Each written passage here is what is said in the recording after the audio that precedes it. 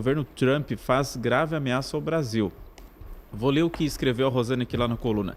O filho de Bolsonaro, o deputado Eduardo Bolsonaro, afirmou que os Estados Unidos podem enviar caças F-35 e navios de guerra ao Brasil. Amigos, prestem muita atenção neste vídeo. O que vocês vão ver agora é algo impressionante e que a grande imprensa vem escondendo a todo custo. A real situação entre Brasil e Estados Unidos. Donald Trump já está com informações precisas sobre o território brasileiro e sobre grandes nomes envolvidos com facções criminosas. Entre eles, figuras do governo, pessoas do alto escalão da Justiça Nacional e até nomes ligados ao STF. Personagens que aparecem diariamente na mídia e que agora estão abalando o país. Segundo ele, nós teremos o anúncio de algumas medidas na próxima semana, ou alguma coisa assim, sobre as medidas adicionais dos Estados Unidos contra os violadores de direitos humanos no Brasil. O que os caras não estão entendendo, e o que eu venho dizendo há muito tempo, é o seguinte: nós estamos em guerra total e nenhum passo vai ser dado para trás. Trump mandou um recado direto: não hesitará em usar poder militar, seus caças e navios contra o Brasil, caso seja necessário. As coisas estão ficando cada vez mais tensas e depois do julgamento de Bolsonaro, a crise só se aprofundou. Trump avisa, em tom claro, não está para brincadeira com países que desafiam os Estados Unidos. Ele garante, vai fazer justiça custe o que custar. Você consegue imaginar quantas pessoas influentes estão envolvidas nisso, direta ou indiretamente? Essa é a pergunta que hoje assombra o povo brasileiro. Poucas vezes na história se viu tanto bandido destruindo a vida de tanta gente boa e inocente. Meus amigos, antes de continuar, quero deixar uma coisa bem clara, não estou fazendo nenhuma acusação. O que você vai ver é uma análise completa, baseada em fatos, documentos e relatos que já circulam publicamente pela internet, mas que o governo faz de tudo para derrubar e esconder. Meu objetivo é mostrar tudo e deixar que você tire suas próprias conclusões. E o governo Lula disse a representantes de Donald Trump que facções como o Comando Vermelho e o PCC, primeiro comando da capital, não podem ser classificadas pela lei brasileira como terroristas, e sim como criminosas. Nos bastidores da segurança internacional, um alerta vermelho começou a soar com força. Facções criminosas brasileiras, conhecidas por sua brutalidade dentro das fronteiras nacionais, estariam expandindo seus tentáculos para além da América do Sul. O clima em Brasília é de tensão máxima. Reuniões secretas estão acontecendo. Grandes veículos da mídia mudaram de discurso de repente e movimentos estranhos no governo revelam segredos que nunca haviam sido tocados até agora. Documentos confidenciais atravessaram fronteiras e chegaram às mãos de autoridades americanas de alto escalão. E esses papéis já estão sobre a mesa de Trump. O que mais choca, Trump já recebeu provas de quem realmente está por trás de tudo o que está acontecendo e prometeu agir com todo o rigor, tanto financeiro quanto militar. Por isso, não perca nenhum detalhe até o final deste vídeo. O que eu vou mostrar aqui você jamais verá na grande mídia. Mas antes de revelar esse material que pode explodir o Brasil, eu preciso muito da sua ajuda. O YouTube vem enterrando vídeos com esse tipo de conteúdo, impedindo que eles cheguem às pessoas. Então vamos juntos furar esse bloqueio. Deixa o like, não custa nada e ajuda demais. Comente, compartilhe para espalhar a verdade, inscreva-se no canal e ative o sininho para não perder nada.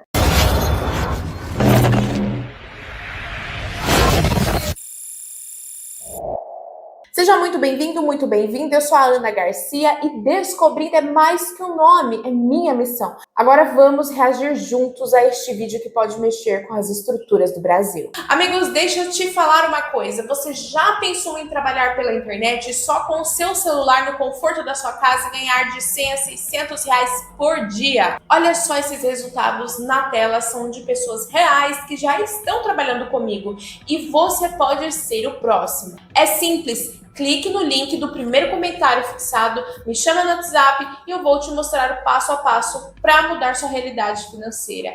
Não perca tempo para você não ficar para trás. Clica no link e me chama que eu estou te esperando. Os planos do governo de Trump para o Brasil nos próximos dias e quais novas sanções podem surgir em resposta à condenação de Bolsonaro. Entretanto, o filho de Bolsonaro, o deputado Eduardo Bolsonaro, afirmou que os Estados Unidos podem enviar caças F-35 e navios de guerra ao Brasil. Os planos do governo de Trump para o Brasil nos próximos dias e quais novas sanções podem surgir em resposta à condenação de Bolsonaro. Entretanto, o filho de Bolsonaro, o deputado Eduardo Bolsonaro, afirmou que os Estados Unidos podem enviar caças F-35 e navios de guerra ao Brasil. E eu aqui faço pessoalmente um grande ponto de interrogação. E digo, what the fuck? A possibilidade de intervenção militar do governo norte-americano no Brasil vem sendo levantada desde o início desta semana, depois de uma declaração da própria porta-voz da Casa Branca, Caroline Leavitt, que disse que os Estados Unidos podem ter condições de intervir usando forças militares, caso necessário, após ser questionada sobre uma possível condenação de Bolsonaro. Fecho aspas e vou lhes confessar o seguinte e peço atenção nesse ponto. Eu, Thiago Pavinato, no meu modo de ver, preocupado mesmo com a escalada das declarações como uma brutal e verdadeira interferência em matéria de soberania brasileira, nós não podemos deixar de observar as ações orquestradas ontem no STF. Thiago Pavinato, eu me refiro à sarcástica escolha do dia 11 de setembro para o veredito. A escolha do dia 11 de setembro, tripudiando tanto do réu Jair Bolsonaro quanto do seu amigo poderoso, né, o presidente Donald Trump. Para mim, Thiago Pavinato, o veredito no 11 de janeiro é uma ideia de Jerico, que na verdade fez troça de todo o povo americano e de certa maneira, especialmente nesse momento em que o governo brasileiro tece loas a terroristas palestinos, pode ser vista como uma espécie de celebração macabra ao ataque terrorista islâmico em Nova York, nessa mesma data, em 2001, 11 de setembro de 2001, quando 19 terroristas suicidas derrubaram as Torres Gêmeas e, assim, assassinaram 2.977 civis inocentes. O sarcasmo abjeto do adiantamento da dosimetria das penas para o dia 11 de setembro, e não no dia seguinte, hoje, dia 12, reforça a tese já reforçada pelas troças contra o colega ministro dissidente, que não sei se vocês sabem, mas é o primeiro membro judeu brasileiro do STF. Isso sem mencionar a desfaçatez do presidente da primeira turma, o ministro Reborn Cristiano Zanin. Prova viva de que o resultado do julgamento de Bolsonaro não passa da mais juridicamente abjeta perseguição política. Por quê? Por quê? Prova, Pavinato. Como assim prova? Sim, prova. E prova nas palavras do próprio ministro Zanin, quando ele era advogado do atual presidente. Presidente que o alçou ao cargo que hoje ele ocupa. O que dizia Zanin quando ele era advogado do Lula? Roda, alemão. Quando se fala em suspeição, é preciso ter em mente a teoria da imparcialidade objetiva, segundo a qual a estética da imparcialidade é o que deve prevalecer. Se houver dúvida sobre a imparcialidade, há que se reconhecer a suspeição. Tá aí. O Moro era suspeito e por isso Lula teve as condenações anuladas, porque o Moro foi levado a ministro da Justiça, que não decide nada, pelo Bolsonaro. Agora ele, Cristiano Zanin, não é suspeito porque o Lula, inimigo do Bolsonaro, levou ao cargo de ministro do STF. É perseguição política ou não é? Bem, Pavinato, você vê que o próprio confronto do Zanin do passado com o Zanin do presente já derruba a tese dele próprio. É importante dizer que no direito a mera fagulha, a mera possibilidade de haver qualquer dúvida com relação ao julgador já é suficiente para causar a suspeição. E é importante lembrar que esse caso, como deveria estar na primeira instância, a cada ato processual ilegal, como esses que foram praticados, a parte teria a possibilidade de recorrer ao tribunal, depois ao STJ, de cada ato processual. Agora, como é tudo no Supremo, o próprio ministro Alexandre de Moraes, ele menciona que foram apresentados centenas de recursos e que foram todos analisados e julgados, sim, pelas mesmas pessoas que estão julgando agora. Ou seja, o tribunal alterou todo o seu entendimento sobre a questão do foro, que não seria na data, no ato do Bolsonaro ser presidente, então estaria na primeira instância. Eles mudaram o entendimento para pegar o caso, pegaram essa questão de ser na turma, quando deveria ser no pleno, se é que deveria ser no Supremo, não deveria, mas se fosse no pleno. E aí fazem essas troças com o Luiz Fux, como você bem mencionou. E essa sua análise, que me parece que é exclusiva, eu só vi você falar, realmente levanta essa pulga atrás da orelha no sentido de ser premeditado. Não é o primeiro simbolismo usado tanto pelo Alexandre de Moraes como pelo Supremo contra o Jair Bolsonaro. Vamos lembrar aqui, para você continuar, a multa. A multa à campanha do Bolsonaro, quando fez aquela questão ao TSE na campanha de 2022... O número do Bolsonaro era 22, a multa por litigância de má-fé foi de 22 milhões de reais. Então, isso é típico do Alexandre. Típico do Alexandre, ele faz essas coincidências, é de alguma forma uma afronta aos Estados Unidos, até conforme você mencionou na notícia, não acredito em intervenção militar, acho que é mais no campo teórico, né, na retórica, efetivamente, tanto do Eduardo Bolsonaro quanto da secretária. Eu acho que ele está muito louco também em falar essas coisas. Eu vou ser aqui muito sincero com a audiência. Podem me malhar aqui quem é de direita, pode comemorar quem é de esquerda, mas eu estou aqui para ser sincero. Eu estou num campo hoje que tem audiência dos dois lados, então eu estou sendo sincero, eu acho muito louco isso. É mais no campo retórico, imagino, mas assim, não faz muito sentido e eu duvido muito que aconteceria qualquer intervenção. Se não aconteceu na Venezuela, que tem um ditador, narco-ditador, imagina no Brasil. Mas o que as autoridades brasileiras fazem, o Alexandre, enfim, o Flávio Dino, o Lula e os ministros do Lula, sejam ministros do Lula no judiciário como ministros no Poder Executivo, eles ficam falando essa questão da institucionalidade, se escorando na instituição. Olha, qualquer decisão americana é um ataque à instituição brasileira. Não, quando na verdade é uma reação a ocupantes transitórios dessas instituições, como o caso do Flávio Dino, Alexandre de Moraes e outros. Eles ocupam transitoriamente a instituição. E toda instituição ela é passível de crítica e é necessário que a gente a critique com constância, apresentando inclusive críticas absurdas, porque é a instituição que deve se provar legítima, não o cidadão que deve se provar legítimo para criticar uma instituição.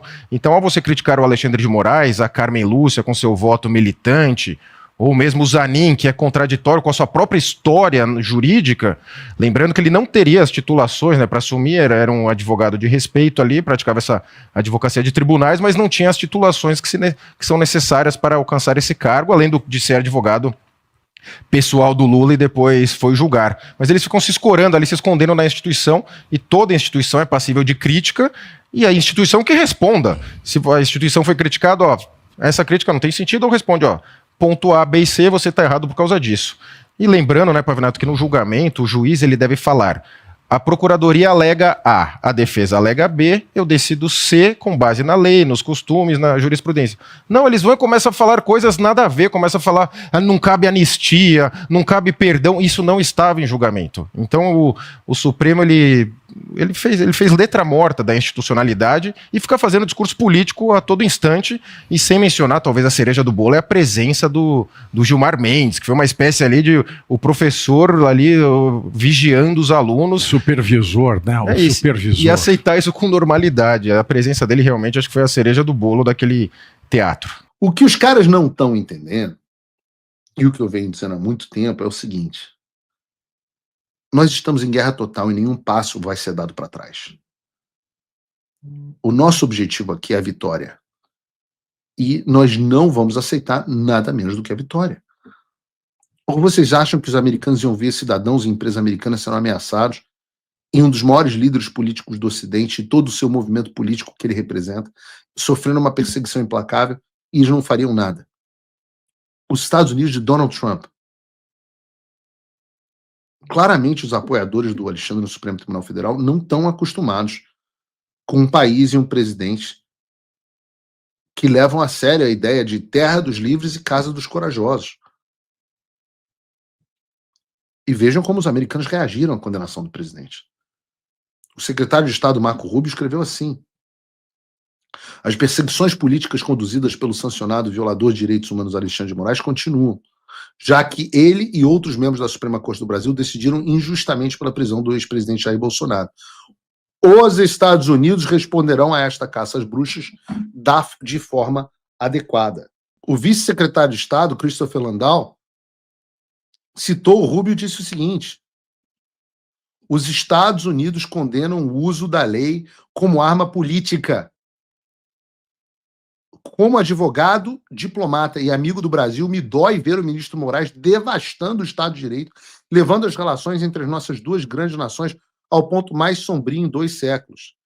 Enquanto o Brasil deixar o destino de nossa relação nas mãos do ministro Moraes, não vejo solução para essa crise. A Caroline Leavitt, ou Caroline, acho que Caroline, que é a secretária de imprensa da Casa Branca, a pessoa responsável por falar para a imprensa o que o Trump quer que seja dito, compartilhou um artigo de opinião do Wall Street Journal sobre como o presidente Bolsonaro está sendo vítima de uma perseguição judicial.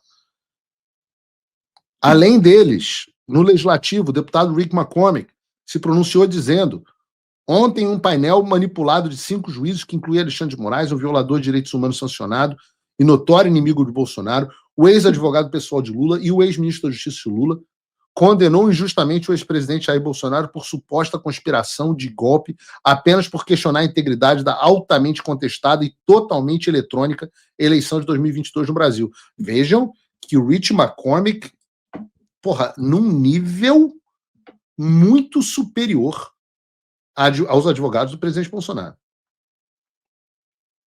Sentenciaram-no a 27 anos de prisão e o impediram de concorrer à reeleição em 2026.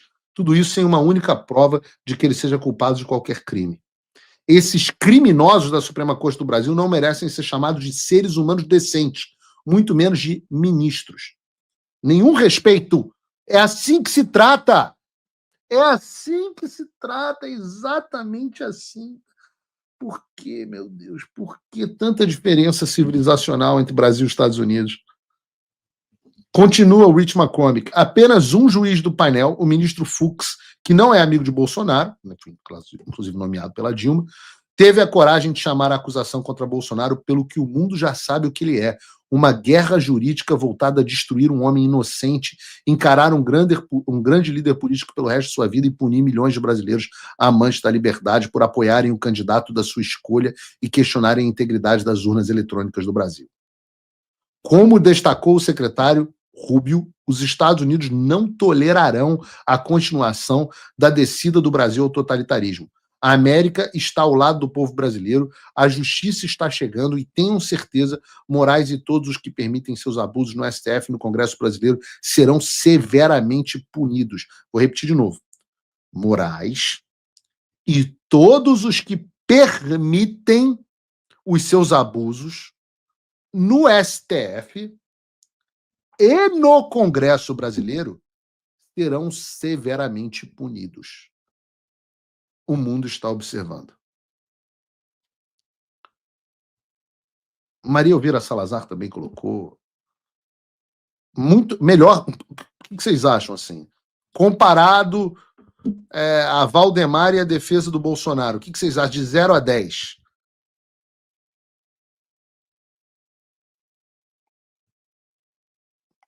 O que dá para dizer disso é que se vocês acham que fazer o presidente Bolsonaro de refém vai mudar a postura de alguém aqui, eu quero dizer muito claramente, vocês estão muito enganados. Pelo contrário, quanto mais vocês fazem essas coisas, mais aliados nós ganhamos aqui nos Estados Unidos e mais recentemente também na Europa. Mas se mesmo depois disso tudo que eu mostrei a você, você não acreditar que os Estados Unidos não irão recuar, vejam o vídeo do Marco Rubio ontem para Fox News. Bota aí pra gente.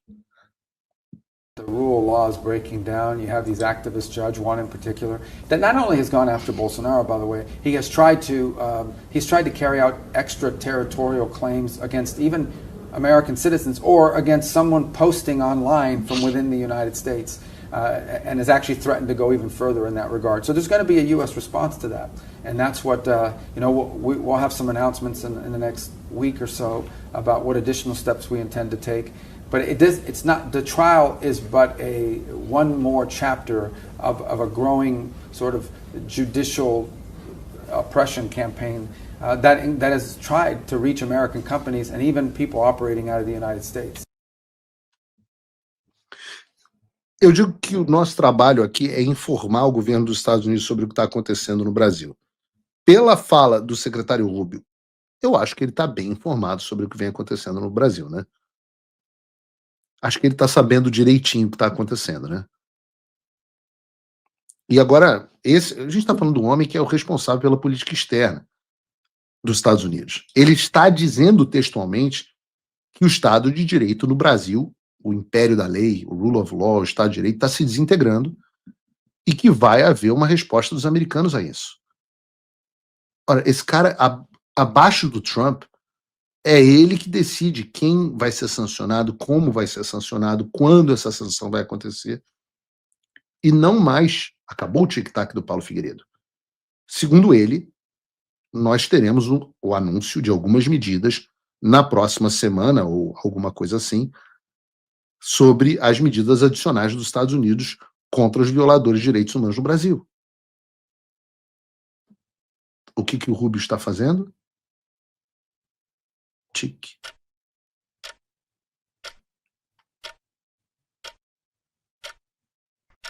Meus amigos, não sou eu mais que estou dizendo. Marco Rubio está dizendo que vem mais coisa por aí. Eu não vou cravar que vai ser nessa semana ou na próxima, eu acho até que deve ser nessa. Meu palpite. Que vem mais coisa pesada. E quando eu falo pesado, é pesado mesmo. Não sou eu quem decide. Não vou falar mais do que isso. Mas agora tem um pronunciamento explícito do Marco Rubio nesse sentido. Sei lá, talvez o pessoal da Faria Lima, talvez o pessoal do Congresso esteja acordando para a realidade. Veremos. O tic-tac acabou. Vieram as sanções de visto contra os ministros do STF e a Lei Magnitsky para cima do Alexandre de Moraes. Pela primeira vez o jogo começou a virar. Mas isso não foi por acaso. Foi fruto de muito trabalho. E só aconteceu graças ao apoio de muita gente. Mas ainda há muito a ser feito. Se você quer que eu continue com essas ações e com o meu jornalismo independente, não tem outro caminho. Você precisa me apoiar agora. É só entrar em www.paulofigueiredoshow.com/apoie e usar o cupom da descrição. Com pouco mais de $5 por mês, você já se torna meu apoiador. E com 49 você entra para o grupo dos patronos Gold. Você não quer parar por aqui, quer? E o governo Lula disse a representantes de Donald Trump que facções como o Comando Vermelho e o PCC, primeiro comando da capital, não podem ser classificadas pela lei brasileira como terroristas, e sim como criminosas. Nos bastidores da segurança internacional, um alerta vermelho começou a soar com força. Facções criminosas brasileiras, conhecidas por sua brutalidade dentro das fronteiras nacionais, estariam expandindo seus tentáculos para além da América do Sul e chegando ao coração dos Estados Unidos. Relatórios de agências de inteligência apontam que o Brasil deixou de ser apenas exportador de drogas para se tornar um elo central em redes globais que envolvem armas, lavagem de dinheiro e até acordos com máfias estrangeiras. E foi justamente esse cenário que chamou a atenção de Donald Trump. Em recentes declarações, ele deixou claro que pretende agir contra o que chamou de ameaça invisível, citando nominalmente organizações criminosas brasileiras. Para Trump, não é apenas uma questão de segurança pública, mas de soberania. Se facções estrangeiras atuam em solo americano, é sinal de que o país precisa responder com força. O detalhe é que esse discurso não é inédito. Na Venezuela, Trump já defendeu medidas militares para enfraquecer Nicolás Maduro e desmantelar redes criminosas ligadas ao regime. Agora, ao trazer o Brasil para o centro da narrativa, ele pode estar prestes a mudar o equilíbrio da geopolítica mundial. Mas a pergunta é: o que exatamente Trump pretende fazer com o Brasil? E até onde essa ofensiva pode chegar? Para começar a responder, precisamos entender como o crime organizado brasileiro cruzou fronteiras e fincou presença dentro dos Estados Unidos. Durante anos, a percepção comum era a de que o crime organizado brasileiro, apesar de poderoso e extremamente violento dentro das fronteiras nacionais, limitava suas ações ao território da América do Sul. Mas aos poucos, essa visão começou a ruir.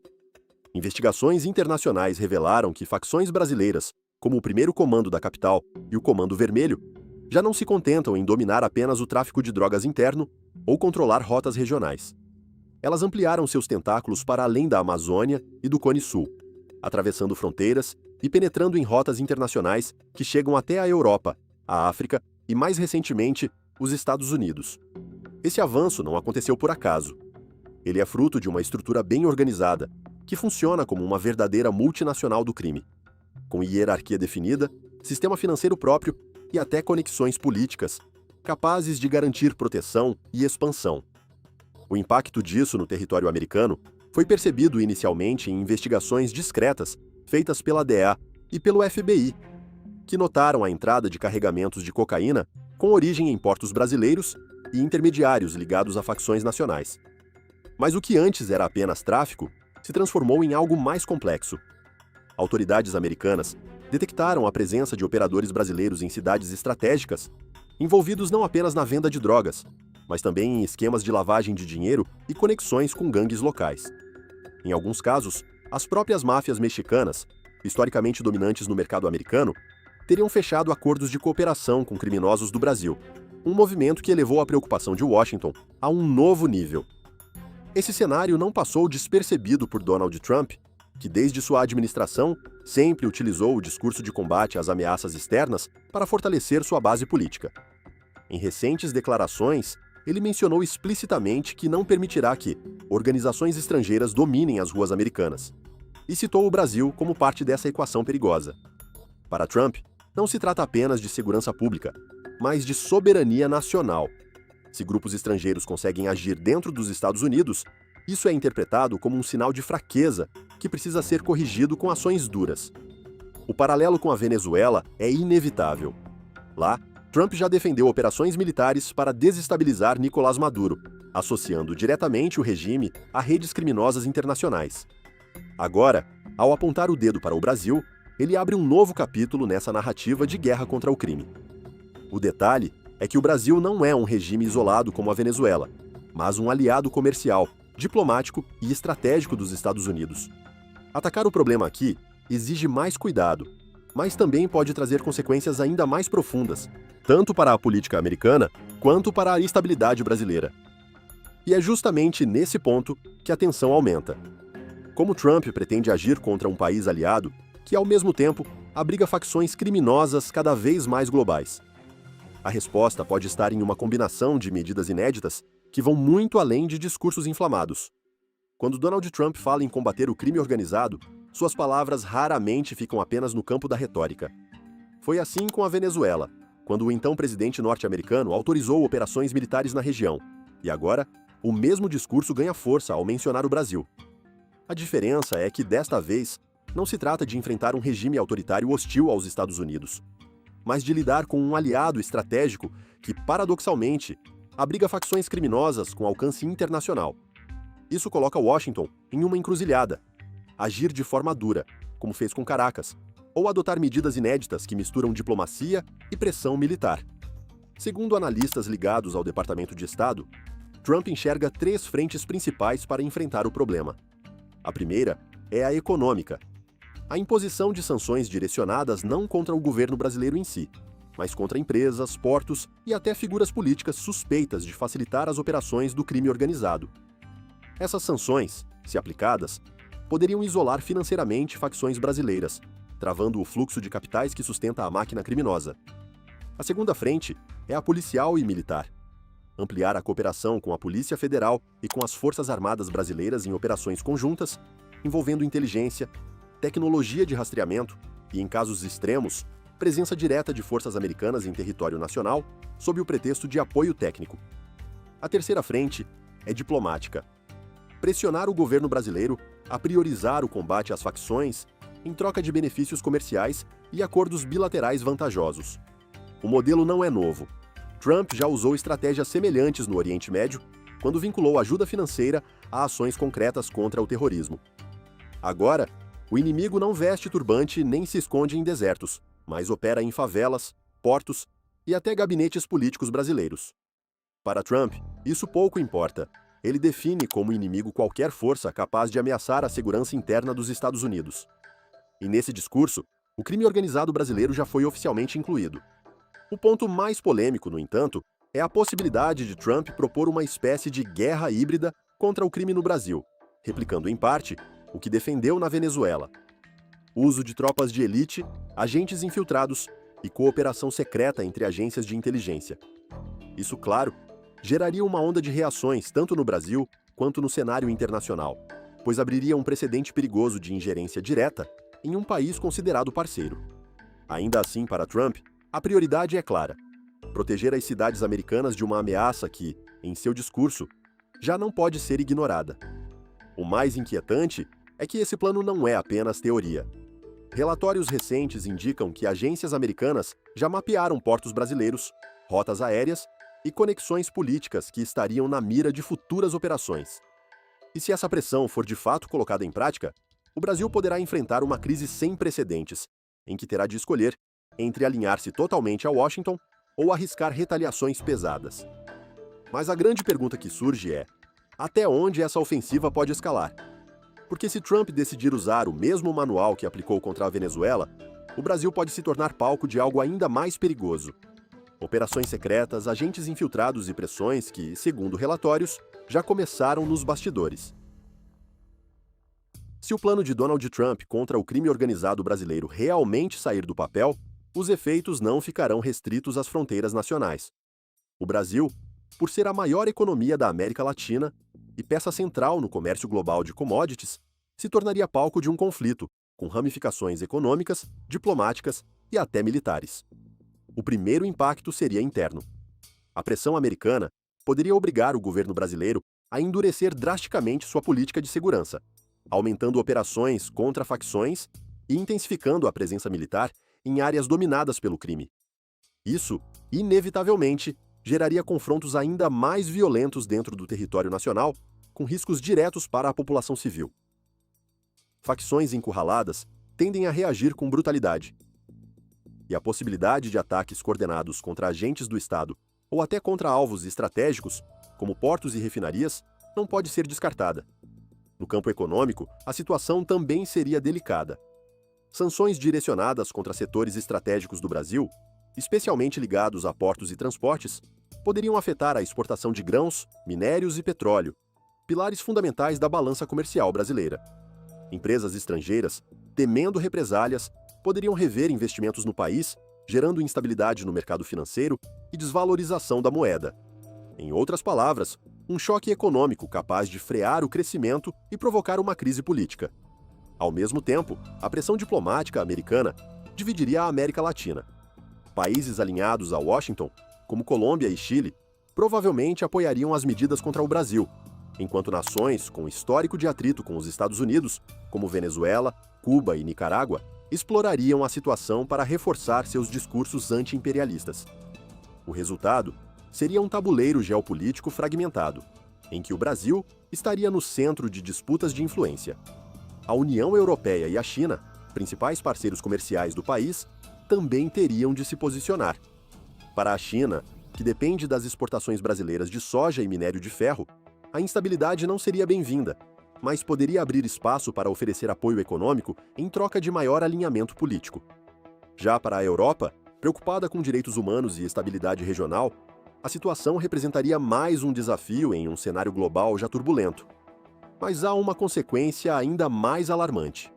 O risco de o Brasil ser tratado como um novo epicentro da guerra contra o crime internacional, algo semelhante ao que aconteceu com a Colômbia nas décadas de 80 e 90, durante o combate aos cartéis de Medellín e Cali. Naquela época, A intervenção americana não apenas intensificou a violência, mas também remodelou completamente a política interna colombiana. Se a história servir de lição, o Brasil pode estar à beira de um ciclo semelhante, em que pressões externas e confrontos internos se entrelaçam em um cenário de instabilidade prolongada. E é justamente nesse ponto que reside a grande questão. O Brasil conseguirá enfrentar suas próprias facções sem abrir mão da soberania diante dos Estados Unidos? A resposta determinará não apenas o futuro da segurança nacional, mas também o equilíbrio de poder em toda a América Latina. O que está em jogo vai além do combate ao crime. É a definição de quem realmente controla o destino do maior país do continente. Então, o que você achou desse vídeo? O plano de Donald Trump contra o crime organizado brasileiro pode realmente mudar o destino do país? Ou tudo não passa de estratégia política? Quero saber a sua opinião. Deixe nos comentários. Aproveitar essa deixa aí para ler uma notícia que vem lá dos Estados Unidos, está na coluna da Rosane de Oliveira, agora no fim de tarde, saiu essa notícia que em meio ao julgamento de Bolsonaro, o governo Trump faz grave ameaça ao Brasil. Vou ler o que escreveu a Rosane aqui lá na coluna. Em uma daquelas entrevistas clássicas em que a porta-voz da Casa Branca, Caroline Leavitt, tira dúvidas dos repórteres, emergiu uma ameaça para o Brasil em meio ao julgamento do ex-presidente Jair Bolsonaro. Questionada se haveria novas sanções ao Brasil, ela respondeu, abre aspas para a porta-voz, eu não tenho nenhuma ação adicional para antecipar para vocês hoje, mas posso dizer que isso é uma prioridade para a administração e o presidente não tem medo de usar o poder econômico, o poder militar dos Estados Unidos da América para proteger a liberdade de expressão ao redor do mundo. Aí segue a Rosane aqui, pode ter sido apenas uma resposta genérica, mas dados os antecedentes de Trump, que aplicou um tarifaço de 50% nas exportações brasileiras, é preciso ficar atento para os movimentos do presidente dos Estados Unidos. A porta-voz falou em usar poder econômico e o poder militar. No tarifaço, Trump usou o poder econômico e mesmo com as reclamações dos exportadores americanos de que a China passou a comprar mais soja do Brasil, ele não recuou. O que preocupa é a menção ao uso de poder militar. Estaria Trump planejando usar sua força militar para libertar o ex-presidente Jair Bolsonaro? Ou estaria a porta-voz se referindo à Venezuela, mesmo que a pergunta tenha sido sobre o Brasil e o julgamento de Bolsonaro? Questiona aqui a Rosane, fazendo as reflexões em torno dessa notícia. Aí contextualiza com o conflito lá que há entre Estados Unidos e Venezuela. O julgamento de Bolsonaro está ocorrendo de acordo com o que prevê a Constituição. Sua condenação, se confirmada, ocorrerá dentro das balizas do Estado Democrático de Direito, que esteve ameaçado de eliminação por meio de um golpe, diz aqui a Rosane de Oliveira. Doutor Marcelo, algum comentário sobre essa notícia? Sobre esse ponto, até a última vez que eu estive aqui, a gente comentou a respeito, porque foi logo depois do tarifaço do Trump, e foi em relação a... não foi a domiciliar do Bolsonaro, foi o passo imediatamente anterior, que foi a imposição do monitoramento eletrônico, que foi uma consequência, enfim. O que eu penso sobre isso, basicamente, é que, vamos dizer assim, é direito deles, enquanto soberano de um Estado dos Estados Unidos da América, impor sanções pessoais àqueles que ele considera, porque a gente tem que fazer uma distinção. Os Estados Unidos da América é uma coisa, o governo Trump é outra. Hoje ele representa os Estados Unidos, mas não representa a história, não representa o que é os Estados Unidos historicamente. Evidentemente a gente não pode, vamos dizer assim, odiar os Estados Unidos por hoje impor um tarifaço, sendo que esse tarifaço foi imposto pelo governo Trump. Há pouco tempo atrás estava o governo Biden, que não fez absolutamente nada em relação a isso, a não ser extraditar aqueles que estavam com prisões preventivas decretadas pelo Supremo Tribunal Federal por conta de um entendimento do direito deles, que é um entendimento diverso do nosso, acerca da liberdade de expressão. A gente tem que também ter a compreensão de que nós tivemos vários golpes e tentativas de golpe de Estado no Brasil, então por isso a nossa história institucional é muito distinta. Mas em relação a isso, ele, enquanto governo Trump, eu acho que ele impor sanções pessoais, apesar de eu discordar, eu acho que não há grandes... eu acho que é um juízo de valor que ele faz em relação a uma pretensa mitigação do direito de liberdade de expressão. Agora, ele impor tarifas ao Brasil, eu disse àquela altura que ele, em tese, estaria compreendendo que o Brasil não tem uma independência entre as esferas do executivo, do judiciário, etc. Você pode ter críticas em relação a isso, mas o Lula hoje, tomando essa imposição do tarifaço, essas consequências econômicas ao povo brasileiro, ele não tem como, a partir do direito, né, e a partir dessas ligações, não tem como dizer para o ministro Alexandre de Moraes, ou não tem uma ingerência em relação ao ministro Alexandre de Moraes, nem ao Supremo Tribunal Federal, para dizer cesse esse julgamento imediatamente, ou conceda anistia, ou conceda indulto, ou que faça outro tipo de medida para cessar esse julgamento. Falando em anistia, é possível, depois dessa condenação, os condenados serem anistiados mesmo? Eu acho que nessa circunstância que o Dr. Marcelo estava falando a respeito das sanções do Trump, exatamente como ele falou, podemos não concordar, e para vocês verem, numa comunidade internacional, e eu estava agora na Europa nos últimos 15 dias, na comunidade internacional, como nós temos que sair aqui um pouco da aldeia e ver, a aldeia eu digo não o Rio Grande do Sul só, o Brasil, e ver o que está acontecendo lá fora. O Brasil está sendo conhecido, sim, por um Estado violador de liberdade de expressões em Portugal, na Espanha, na Itália, onde eu fui encontrando pessoas, está sendo. Os bancos, tem um amigo meu que é um grande diretor de um banco na Suíça se sabe isso. Então, quer dizer, a gente tem que sair um pouco, ampliar o horizonte. A Time, esses dias, publicou uma capa que vai contra esse... E teve também o Steven Levitsky, agora, recentemente, também ele deu uma entrevista. Deixa eu só completar uma coisa, depois senão vou perder a linha de raciocínio.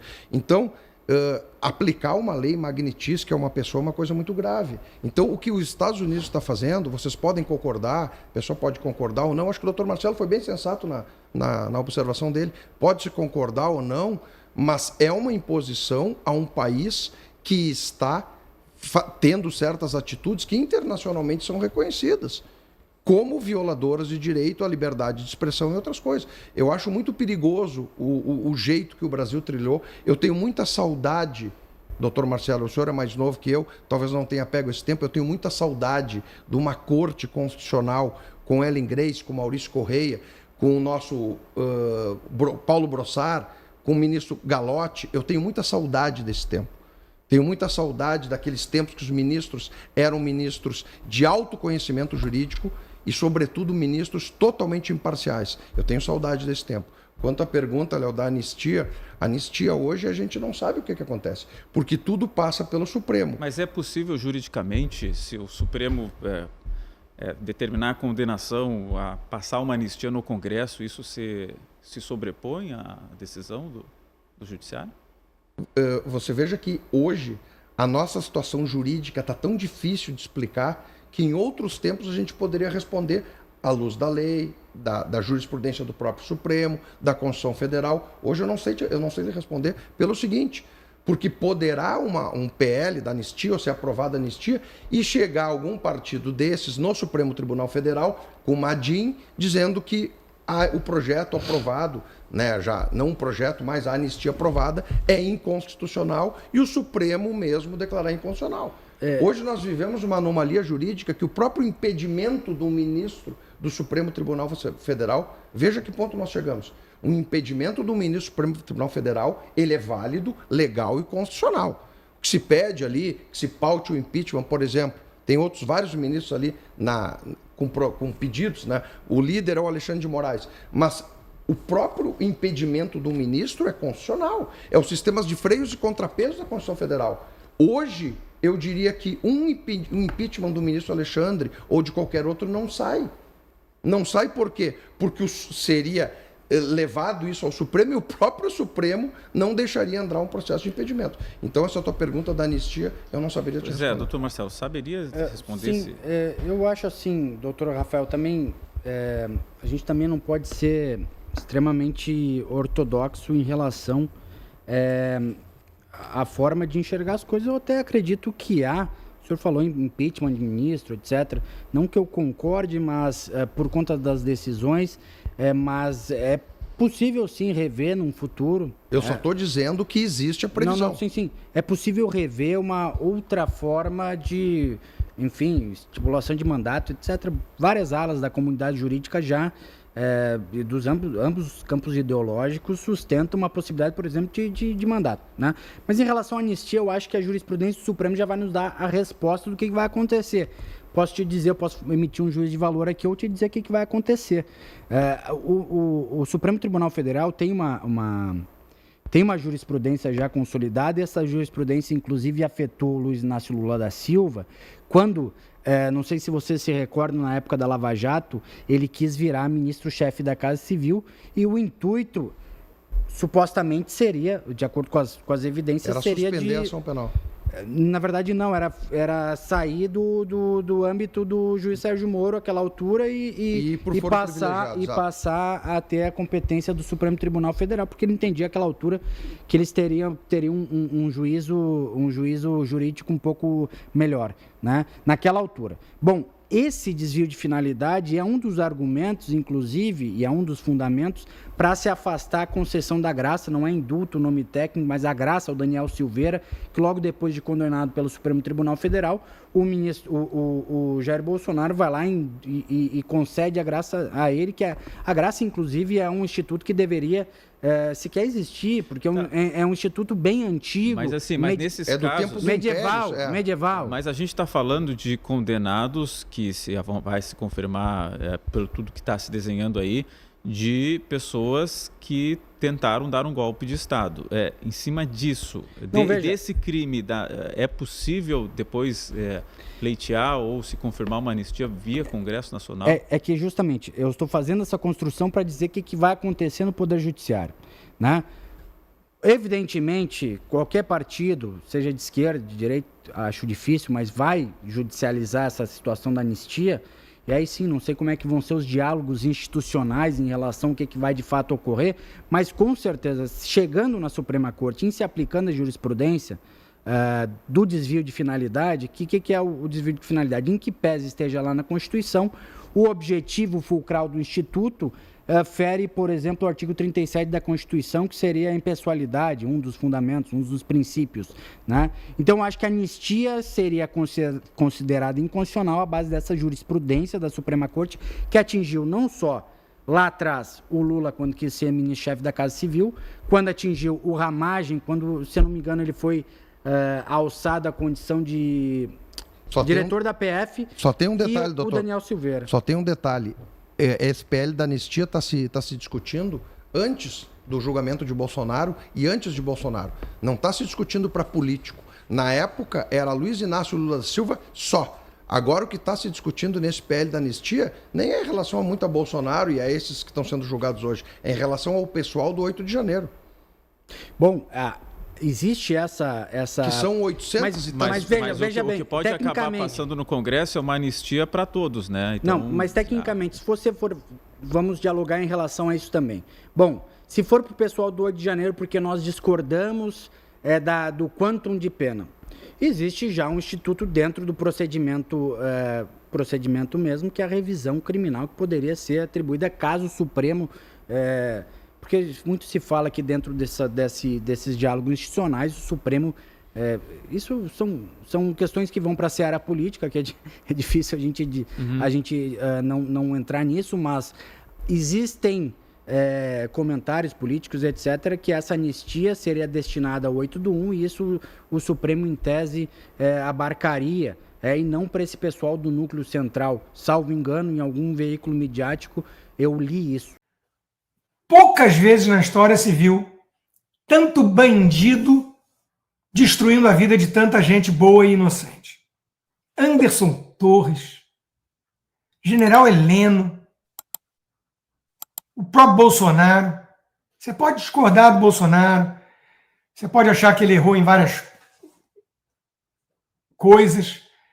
Eu vejo, volta e meia, gente falando, se ferrou pelo que fez na pandemia. De novo, ele não está sendo julgado pelo que ele fez na pandemia.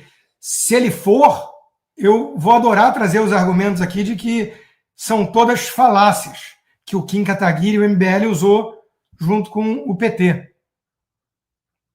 São falácias. Mas ele não está sendo julgado por isso. Ele está sendo julgado por um suposto golpe de Estado que não aconteceu nem fase preparatória, muito menos executória. Uma quadrilha, uma gangue, condenou a quase 30 anos pessoas inocentes por um crime inventado. E fizeram isso em meio a risos, deboche, piadinhas futebolísticas, que é para externar mesmo para o público todo o sadismo deles. Até na Globo News teve gente que percebeu e não gostou. Falou, foi inadequada a postura. Até na Globo News. Alexandre de Moraes estava tão aliviado depois do massacre do voto técnico do Fux, de horas e horas e horas e horas, dando aula para um aluno rebelde,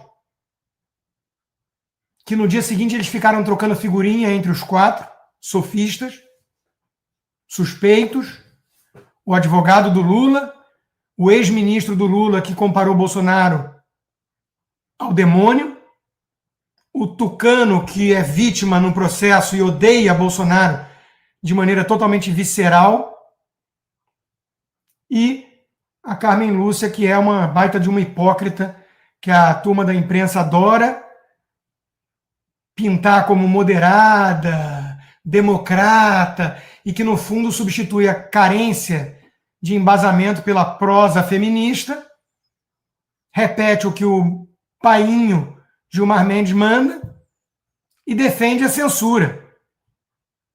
Até a segunda-feira de 2136. Hipócrita. Nos chama de 213 milhões de pequenos tiranos. Em qualquer país com uma mídia independente, essa senhora seria tratada pelo que é, sem nenhum respeito. Mas não é preciso ter bola de cristal, eu antecipei o voto dela quase ipsis literis, inclusive a cartada feminista. Logo no começo ela puxou. Estamos há 2000 anos caladas, mas eu vou permitir a parte. Até isso eu antecipei no dia seguinte, no dia anterior. Porque não é preciso ter bola de cristal. É previsível demais. Essa gente só tem isso. Só tem prosa, só tem narrativa. São falsos poetas frustrados. O que eles não têm é o que o ministro Fux apresentou. Embasamento de juiz. Independência para votar de acordo com a Constituição. Inclusive, no momento de dosimetria, o Fux, coerente, uma vez mais, e sem, portanto, votar por pena alguma, ele usava da palavra para deixar mais uma vez claro que estavam condenando inocentes. O caso do Anderson Torres foi o mais gritante, que ele diz assim, ele tinha passagem comprada e carro alugado para o 8 de janeiro. Como é que acusam esse cara de golpe, forçando a barra com o 8 de janeiro? Era o G. Dias, que tinha que estar sendo julgado por algum golpe em janeiro de 2000, em 8 de janeiro. Então, meus caros, um dia muito triste para a história do Brasil. Perdoar os já condenados pelo 8 de janeiro, mais os que vierem a ser sentenciados, que foram, equivalerá a dizer que as instituições erraram, disse Dora Kramer. Exato! E agora só nos resta isso, né? Só nos resta lutar pela anistia. Eu não tenho grandes esperanças de que o Brasil vai parar, de que a prisão do Bolsonaro iminente vai fazer o povo ter uma epifania, ir para as ruas e nepalizar, ucranizar, nada disso. Não acredito em nada disso. Eles foram aos poucos domando a fera, sendo que não é muito fera, né? É o pacato cidadão brasileiro, né? Eles foram normalizando o absurdo. Nossa real esperança reside na cavalaria americana, que se manifestou para valer. Para valer. Foram vários na linha do Jason Miller. Embora eu não possa falar oficialmente pela administração do Trump, prometo a vocês isso. Os juízes fraudulentos que perpetram essa guerra jurídica contra o Bolsonaro, e o povo do Brasil serão lembrados e responsabilizados por suas ações antidemocráticas todos os dias pelo resto de suas vidas miseráveis. O secretário Marco Rubio fez uma ameaça bem direta. O número 2 da pasta, Landau, também. O Trump já se manifestou que está ciente do que aconteceu. A Maria Elvira Salazar, congressista aqui da Flórida, influente nessa reação toda ao operador totalitário do direito, ela foi a primeira a falar disso, também se manifestou de forma dura. A cavalaria americana está de olho no Brasil e está falando. Hoje a Mary O'Grady do Wall Street Journal me ligou, vai escrever matéria sobre isso. A turma está atenta. Mas, se depender dos governadores, são notas tímidas. Veja que o Tarcísio, lá no 7 de setembro, em cima do carro de som, eu gostei. Chamou as coisas pelos nomes, o Xande. Agora não. Agora, se não se pode transigir com a impunidade, também não se pode desprezar a presunção de inocência. Que começo de nota é essa? A história se encarregará de desmontar narrativas. A justiça prevalecerá. Tímido. Menos pior do que Ratinho e companhia, mas tímido. Se depender dos nossos governadores, não vem nada.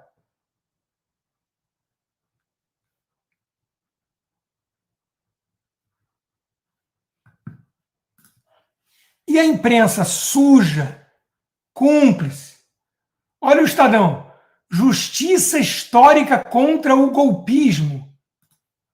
Olha o Globo. Olha a Folha de São Paulo. Condenação de Bolsonaro foi justa, mas pena exagerada.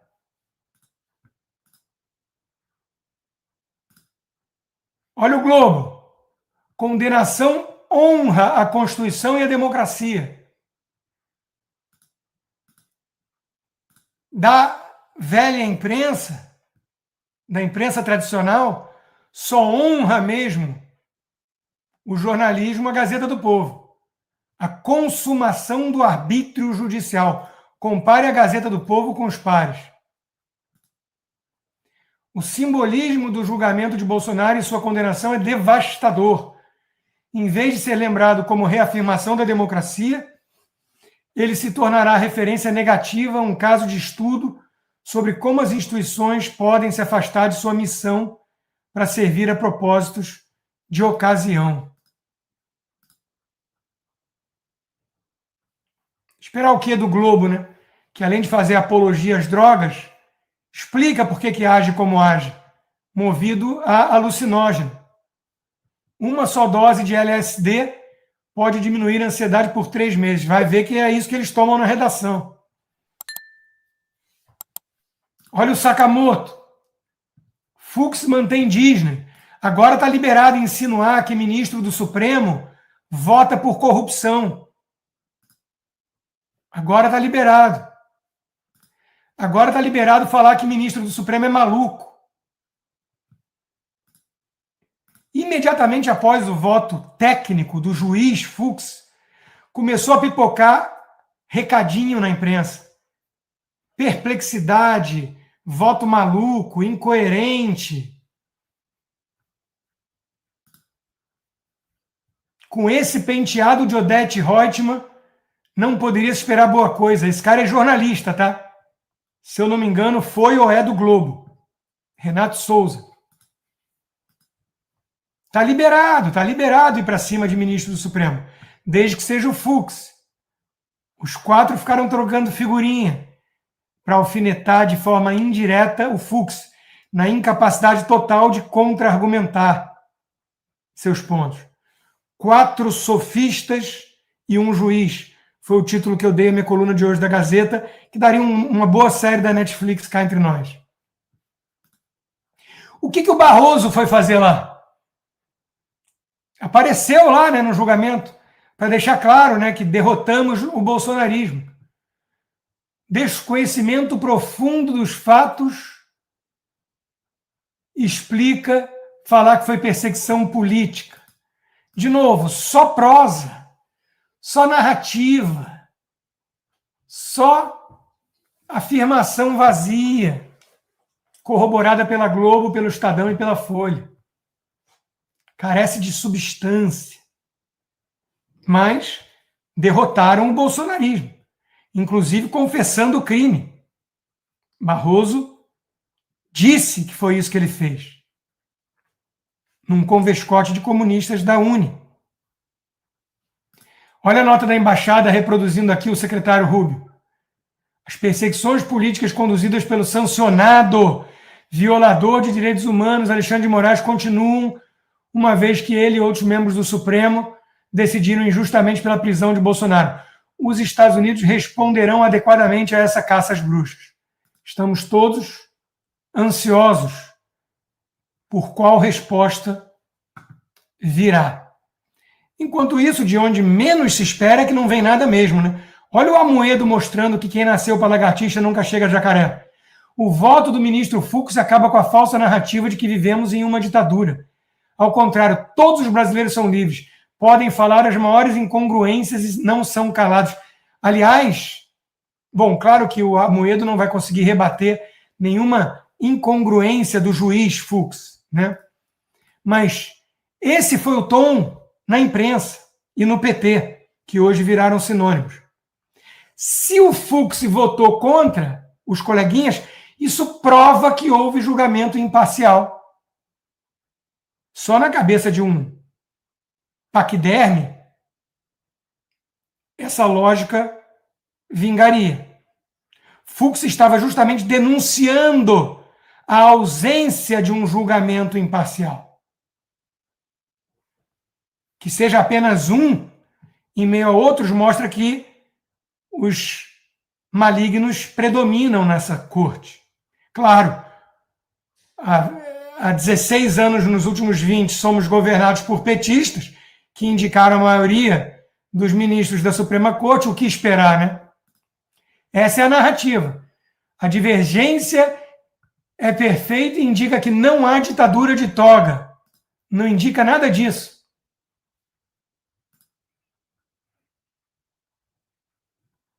Olha a Duda, o deputado Duda Salabert. Ele acolheu o preliminar. É burro ou mau caráter? Está liberado se referir assim a ministro do Supremo? De novo, olha o Globo, na mesma linha. A divergência do ministro Fux é o melhor exemplo de que as instituições estão funcionando. Não! Ele mostrou que não estão. E foi voto vencido. Claro. Temos um juiz e 4 sofistas.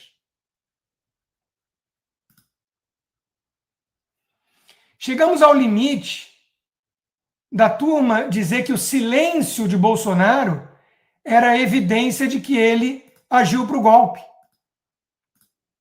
Agora, cá entre nós, advogados técnicos e caríssimos da defesa, né, que respeitosamente discordam da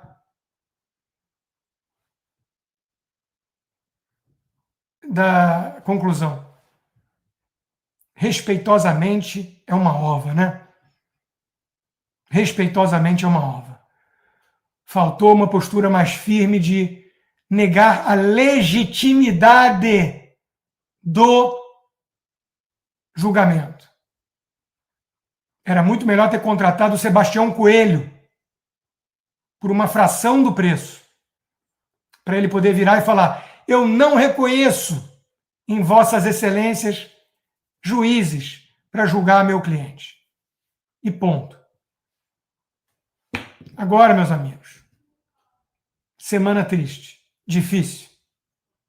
E o futuro do Brasil dependendo do que virá pela decisão de Donald Trump. Porque se depender do Brasil, vamos ficar discutindo anistia e desse por satisfeito. E agora, meus amigos, a pergunta que não quer calar: o que vai acontecer com o Brasil? De um lado, um ex-presidente condenado, silenciado e cercado de inimigos políticos. Do outro, o homem mais poderoso do mundo, Donald Trump, sentado diante de documentos secretos que podem mudar o destino de uma nação inteira. As peças estão se movendo como em um tabuleiro de xadrez e cada movimento pode significar paz ou guerra, liberdade ou prisão, vida ou morte. O que sabemos é que o jogo já começou e que desta vez não há como voltar atrás. O Brasil está prestes a enfrentar seu maior desafio da história recente. E quando a verdade vier à tona, não haverá mais máscaras, não haverá mais desculpas, apenas o choque da realidade. Prepare-se, porque o que está por vir vai explodir como uma bomba atômica no coração da política brasileira. Isso não é apenas notícia, é história sendo escrita diante dos nossos olhos.